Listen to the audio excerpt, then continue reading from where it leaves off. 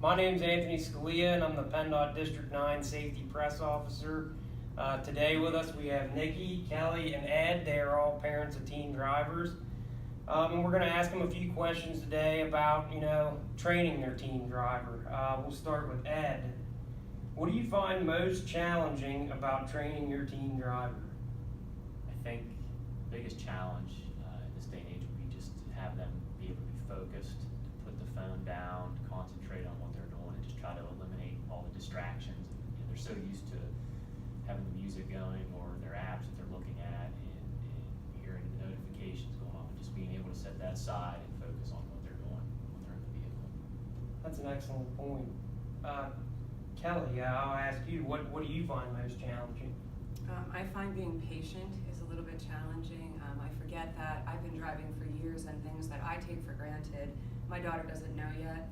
So just really trying to model for her and being patient with her and explaining if there's a different traffic pattern or if vehicles are stopped ahead or whatever the circumstance is, what she needs to do so that she's building that repertoire of traffic safety and able to become a more experienced driver. But I also think that they have a tendency, much like Ed said, to be going a million miles a minute, and they're wanting to drive faster than they should for their experience level, and they want that radio really loud. So just kind of modeling the behaviors for them, and then just having a lot of patience while you're in the car training them. Great points. Nikki, what do you find most challenging? I think a lot of it is outside pressures, again, with the technology, and when especially if they've ever ridden with any of their friends who may have gotten a driver's license prior. Oh well, so and so is used to driving this speed, and they drive through here all the time, and they go this fast. I think having that outside peer pressure, helping to encourage them to realize that it doesn't matter what everybody else is doing, that they need to drive the speed that they're comfortable for their comfort level.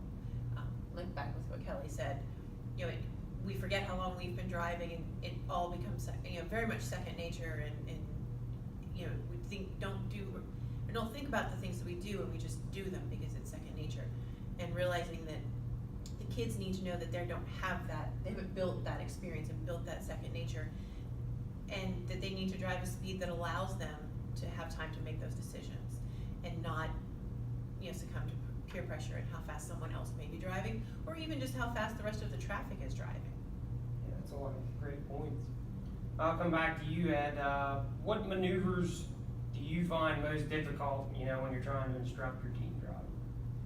I think you hear all the typical ones about parallel parking or going in reverse or navigating through a parking lot, but really I think one of the things I want to stress is just having a situational awareness when you're driving, because I can instruct you as to what you should be doing in a vehicle, but I can't control what all the other drivers are doing. And you really have to be paying attention, because again, when you go back to the phones or the radios or whatever, and cars are drifting, they're speeding, they're stopping, they're slowing down, you really have to be paying attention at all times, because it's not just what you're doing in the vehicle, it's what everybody else around you is doing. So just trying to stress that it's not just you, and you have to watch everybody else also. Yeah, excellent points. Defensive driving's really important.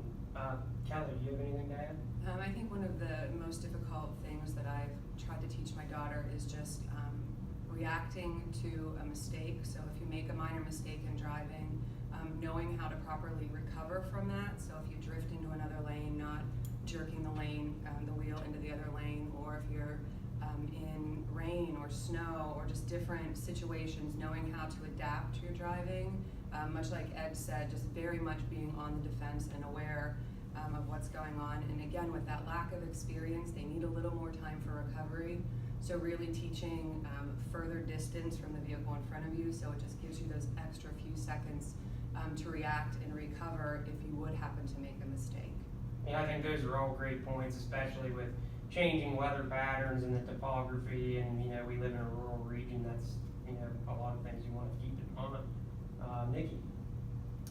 Actually, I think they both covered both of the points that I was thinking of. Is the more reaction time that they can give themselves, the better. You think you are leaving enough distance, leave double between you and the car in front of you, or always err on the side of caution, and especially as you have that experience. Excellent. Ed, coming back to you, final question. Do you have any tips that you would like to share with other parents that may be, coming up on, having a 16-year-old, they want to get their license? Anything you would offer them?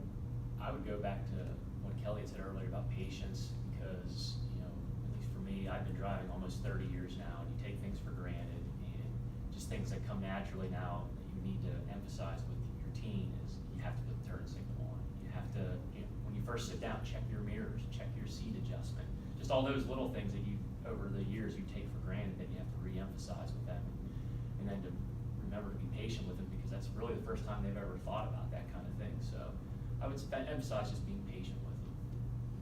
Kelly? I stress to my daughter time and time again that driving is a privilege, not her right. And I've really set a lot of limits that come with that driving. And I think that it gives her responsibility, and she knows that I mean business and that it's something that she can lose. So she knows that she's not allowed to have friends in the vehicle, that she's not allowed to use her phone when she's driving. She knows that her grades have to be good, or she's not going to be allowed to take that car out. So I just really think setting the limits and making them very aware of what your expectations are makes them a little more accountable. And then again, just taking them out and driving and driving and driving and driving. The more experience they have with us in the vehicle, giving them pointers and explaining things, even minor things like Ed said, like, oh, you need to put your high beams on now, it's dark and we're on a windy country road. Something that does not come second nature to them, but when we're sitting next to them and stressing that time and time again, hopefully we are building those habits. So just patience, lots of time, and hopefully limits. Yeah, excellent. I think experience is key. Thank you.